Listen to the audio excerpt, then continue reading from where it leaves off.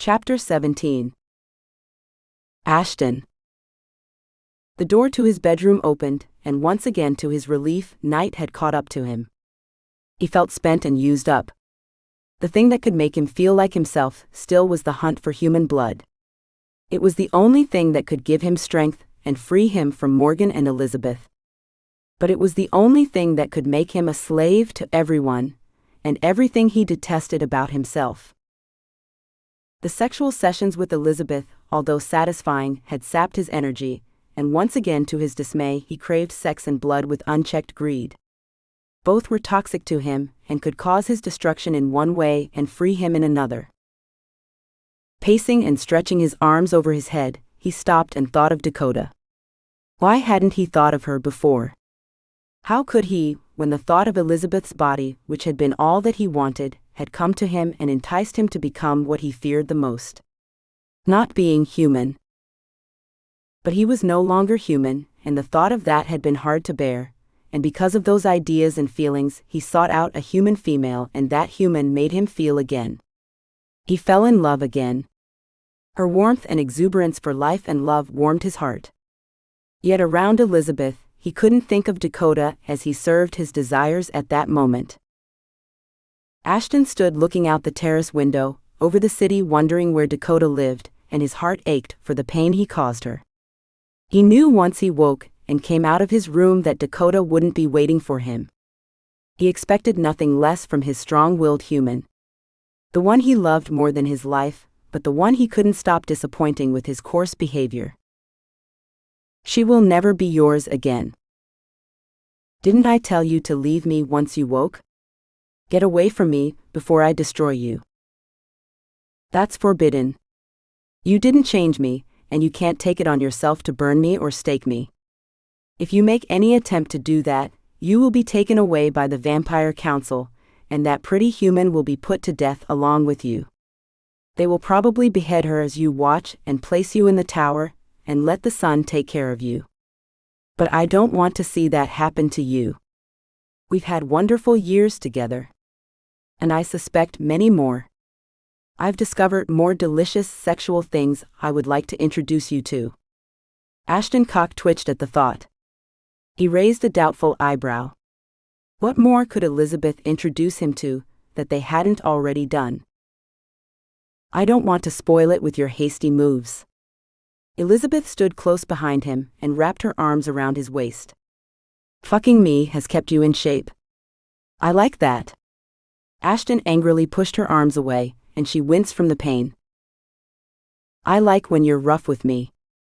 You will have to be more physical with me at our next session, she said in a breathless moan. There will be no more sessions. This was the last time. Elizabeth disregarded Ashton's words. Ashton felt her move behind him, and he turned quickly on his heels. Don't come close to me. You are my greatest regret. I had a life before I met you. You had nothing before you met me. You ran from yourself and hid in a library and lab for 100 years. I made you feel like you were a king. I made you my master. I taught you how to be a vampire. It was me who prepared you to desire the blood you were entitled to. It was me who taught you the art of sadistic sex, and it was me who helped you enjoy and fulfill your sexual cravings. Not that feeble young woman who will die early like your wife. Elizabeth's face furrowed, and with one brow raised and her beautiful pale face distorted from her anger. To Ashton now she resembled a gargoyle. A piece of ugly stone to decorate a building. Ashton, facing Elizabeth, glanced down at her. His rage building, and he couldn't control himself, but he wrapped his hands into a fist and kept them at his side. He wouldn't give her what she wanted. The more he found anger with her and punished her, the more he moved away from Dakota and himself and moved closer to her. Leave me if you want to live. Leave me. He barked out his words of disgust. You don't want to kill me. You're afraid that you want to fuck me. She gave him a wide smile. You haven't fucked me as you should. I can't remember when you've put your hard cold cock inside of me, Elizabeth whispered into his ear and reaching to feel his length. Ashton knew Elizabeth was right. He couldn't kill her. He had loved her once. But he didn't want to remember that part when they had first met and would languish in bed, and he couldn't get enough of her vagina. She was a human then, and he enjoyed the warmth from his cold cock entering her warm insides. It made him feel human. But now that was no longer the case. Everything inside Elizabeth was cold and hard and unfeeling. The only satisfaction he received from her was when she sucked his cock, and when he could fuck her anal cavity with abandonment, knowing that she felt little pain and provided him with the orgasm he required. "You've done everything but take me the way you used to." Elizabeth's voice roared. Ashton didn't hear much of what she said because Ashton had been lost in his memories, and he had more than enough. His eyes turned and focused on Elizabeth. "I need you gone now. When I want you, you'll know." Elizabeth took that as a sign that she had convinced Ashton that he needed her, if only to gratify his wanton desires. With a satisfied breath, she disappeared. He turned to see Walker standing in the doorway. "What is it?" "You have a visitor, sir." Ashton collected himself and stared out, not asking Walker about the visitor. He was too busy with his thoughts to inquire. But when he turned, he didn't expect who stood before him. When Walker said I had a visitor, I thought it was someone from the hospital. I didn't think I would see you again. As long as you plan on keeping Dakota around like a pet or worse, a food supply, you will see me. She's not a pet or food. She's a woman I love. Ashton strode around the room, circling around, stopping and standing behind Ronin. You are a brave and stupid werewolf to come into a vampire's home. You must be in love if you come here to tell me what I shouldn't do. Ronin turned quickly to face Ashton.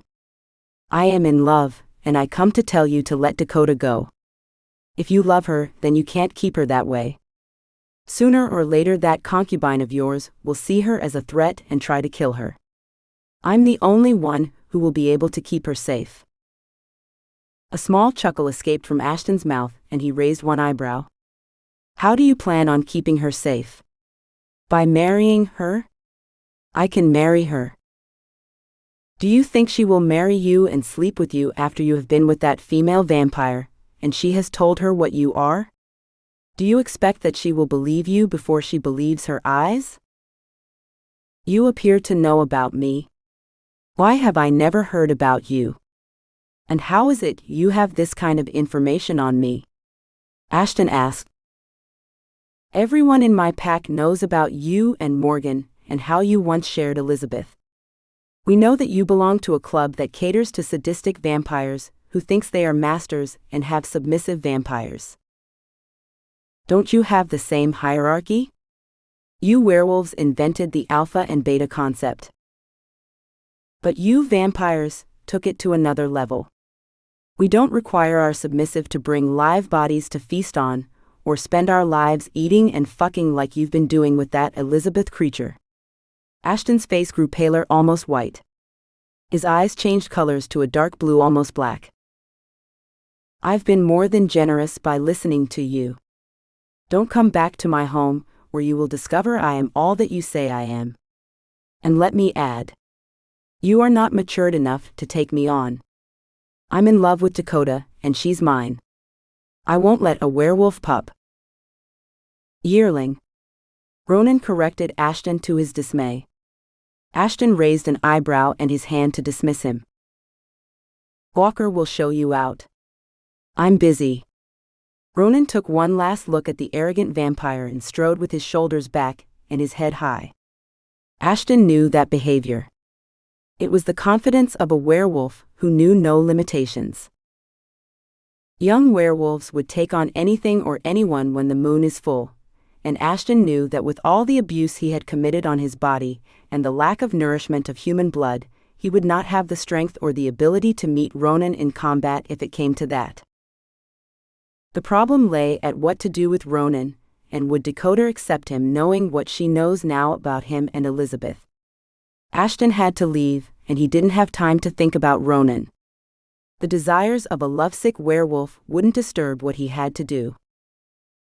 Ronin left Ashton's apartment. "Walker, take me to the hospital and wait for me. I have put off my work for too long." Ashton arrived at the lab at his usual nighttime hour, but he hadn't been there for some time. It appeared abandoned, but everything was as he had left it. The only problem, there wasn't Dakota's beautiful face and body to admire and to keep him sane, and remind him of what he needed to accomplish to walk in the daylight with his beloved Dakota. He sat and pulled the microscope to him and looked over his notes. "Has it been that long?" he questioned when he saw the date of his last journal entry. "Yes, it has." The voice was familiar and rough. "I'm busy, Morgan.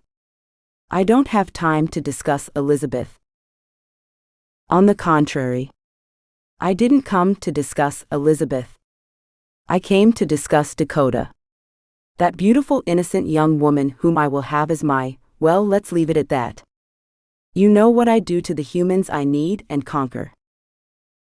"I know, and you aren't going to touch her." Ashton never looked up at Morgan, standing in front of the counter. Morgan placed his elbows on the table and tented his fingers under his chin, gazing at Ashton. "I took Elizabeth from you. I could do the same with Dakota." A gleam rose in Morgan's eyes, and the right corner of his mouth raised in a heartless grin when he strode over to Ashton and sat next to him on a wooden stool. Then he snatched the microscope away from Ashton's hand. "Pay attention." Ashton narrowed his eyes. He had been challenged by two beings who had objectives for Dakota. He didn't have the strength to oppose them, and they both knew it. Morgan knew better than Ronin the extent of Ashton's power, and he had little to none left. It had worked out the way Morgan wanted, and Ashton had fallen into the trap because he couldn't get his emotions under control. "You will do as I ask if you want Dakota to remain as a human. You will bring her to me." Ashton never trusted Morgan, but he had no choice now. He had to think of something until he could build his strength. "What can I do? I don't know where she is." "I do. All you needed to do was follow the smell of that werewolf, and you would have found Dakota by now. But you were caught up with the lure of punishing Elizabeth for what you thought was her deception, by allowing me to change her. Your jealousy will get you killed, brother. You thought she was yours. But she was always mine. I was the one who convinced her to entice you into my club in Italy. It was me, and you never knew it. You followed her blindly, and you enjoyed every sadistic minute of it. Such power you possessed. And you gave it all up. What a waste. But now I think you're ready." Closing his eyes in dismay and shame, Ashton opened them and stared out away from Morgan, remembering those nights. He understood now. He remembered how easy it was for Elizabeth to become a vampire. She had planned that all along. She didn't love him as he once thought. She loved and obeyed only Morgan. Ashton's many lonely days of her leaving him for Morgan was all in his heart and mind. He couldn't stand to be left alone anymore as his wife had done when she grew old and died. So he clung to Elizabeth even as he knew he had to share her with Morgan. When she became a vampire, she came back to him, to bring fresh warm human blood, and drop the humans in his bed as they fucked and gorged on the live corpses until there was nothing left of them. When he decided that he had had enough, she disappeared from his life, and he left her to find his humanity and his lost soul. Chapter 18. Dakota. "I'm leaving, Dakota. I have to work sometimes. That generous salary that your werewolf king is paying you to keep him company isn't going to pay for the two of us.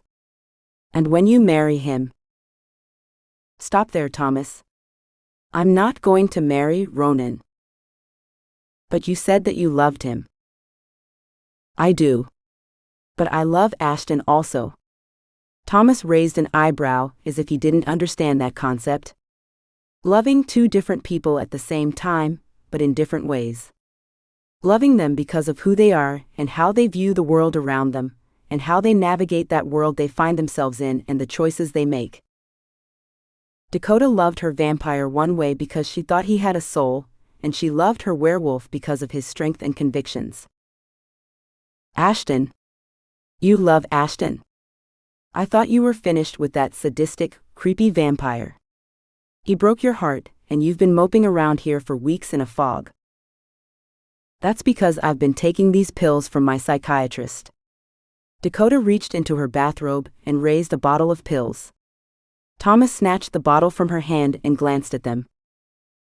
You don't need this. These pills are out of date anyway, and you haven't seen that quack in months. Why are you still taking them? You don't need those pills. I know. I ran out a week ago. I was afraid that the vampires would find me. I found this bottle, maybe these pills will work? When Dakota handed Thomas the bottle and he glanced down and opened the cap and looked, he said, "These are mine." He poured the blue pills into the toilet and dropped the container into the trash. What are you using them for, Thomas? To get hard. I should be like that vampire of yours, but I'm not. I have a lot of stress in my life, and I can't seem to function anymore. Thomas had shared too much, and then he didn't want to talk. He walked into the kitchen, and Dakota followed him. His stress had come from Dakota, and he didn't want to tell her that all the drama of knowing her had caused it. She had enough on her plate. You're afraid Ashton will find you? Not him. I've made up my mind. I don't want to see him now. I need distance from him. Morgan and Elizabeth are behind all of this.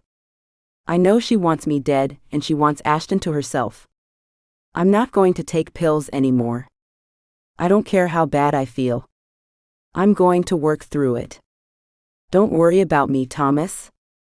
I'm good. I worry because you don't go out except to your job. I tell you what. I'm going to come home early. It's Saturday, and we're going to hang out. Go to a club.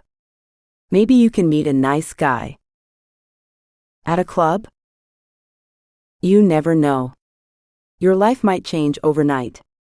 You're young. Thomas kissed Dakota on the cheek and left. Dakota kept herself busy by FaceTiming with her parents, and when that became tiresome, she slept uneasy as usual and looked on Facebook for any signs of Paige or Elliot. And then she came across a post. There they were smiling, thin and pale. More beautiful than Dakota had remembered. She knew that gaunt look. She knew that hungry expression. They were full-blown vampires cruising the club scene looking for victims. And from the crowded bar they had their fill, and then some. Dakota scribbled down the name of the bar on the nearest piece of paper, an envelope. Half empty, half full, she repeated. Dakota took note of the time on her smartphone. It's 11 o'clock, and she hadn't heard from Ronin. And then she remembered that he had to go to his island and perform a ceremony, and he would be back Monday. There were no connections there to the outside world, and especially no reception for a cell phone. That was a relief. She didn't want anything to stop her from going to that club. Dakota rushed into the shower and dressed. A pair of tight black jeans and black top. She finally had time yesterday to wash clothes, and found her favorite jeans at the bottom of the pile. It was almost 12, and then she remembered her parents telling her that nothing good happens after 12 a.m. They were probably right, but she had to go and talk to Paige. She needed to know. She needed to know if Paige was happy or sad. Picking up her phone and calling Thomas, he answered on the first ring. "Where are you?" Dakota said to him. "Leaving my girlfriend's apartment. I took a shower, and I had clothes in my backpack if that's any of your business. I'm turning into the entrance to the driveway of our apartment now. I'm coming down now." And Dakota hit the red button, tucked the phone in her shoulder purse, and rushed out of the apartment, into the elevator, past security, and opened the door to Thomas's car and hopped in. Catching her breath, she said, "We're going to a club called Half Empty, Half Full. Like a glass, get it?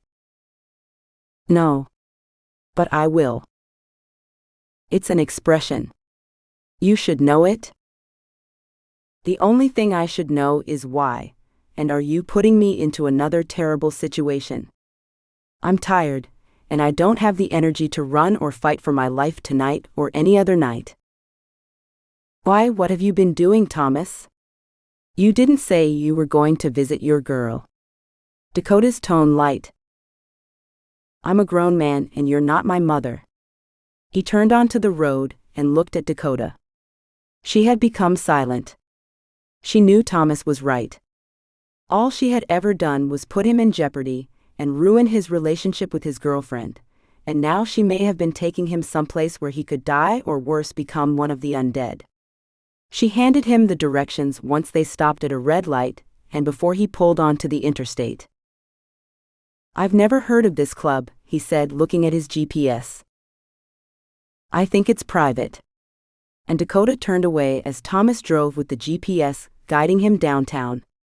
You're a cab driver. You should know where everything is in this city. I'm just that, a cab driver, and I haven't been that lately because of you. The silence filled the car for 20 minutes until Thomas drove up to the club.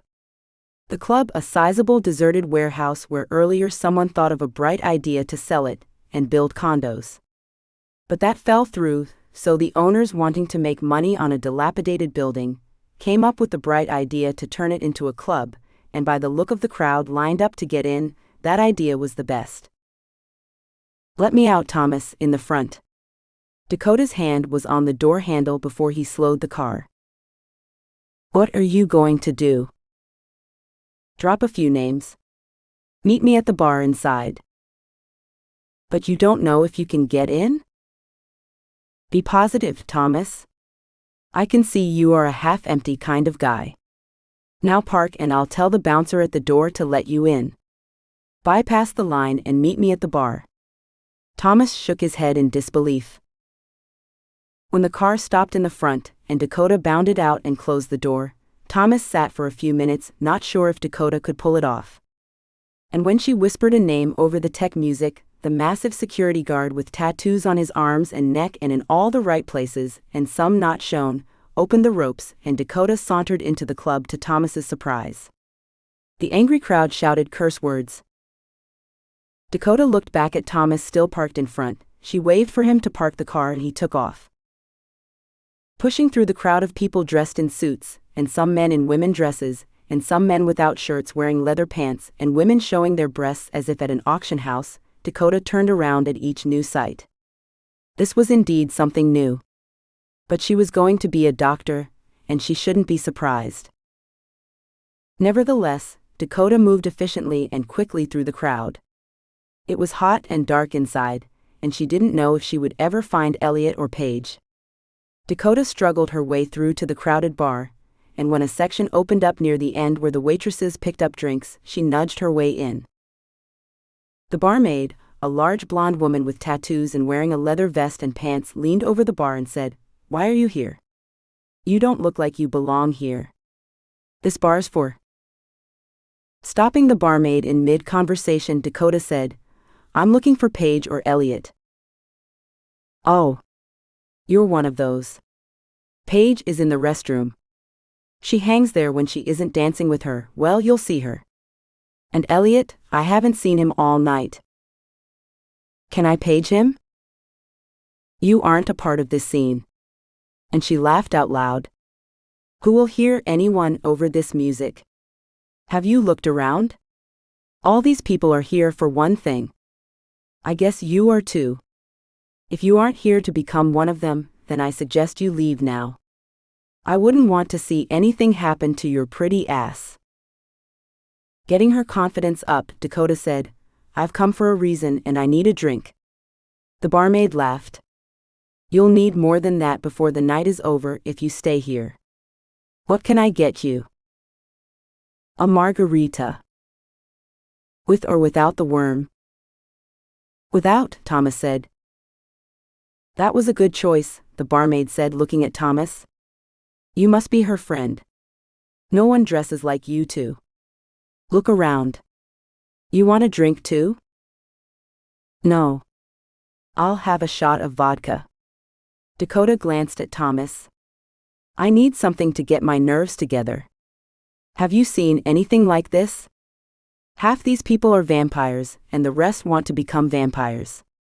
That's why they come here to be turned. I don't know why the fuck I'm here. Did you know this before you got here? He said, coughing from the smoke swirling in the club.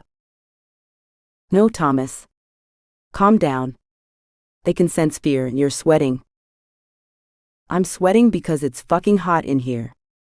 The bartender came back and leaned over and placed the drinks in front of them. Dakota and Thomas reached in their pockets to pay, and the barmaid said, "Your money isn't any good here." The owner said that the drinks are on him. Where is he, so we can thank him? Thomas said, looking to his left and right.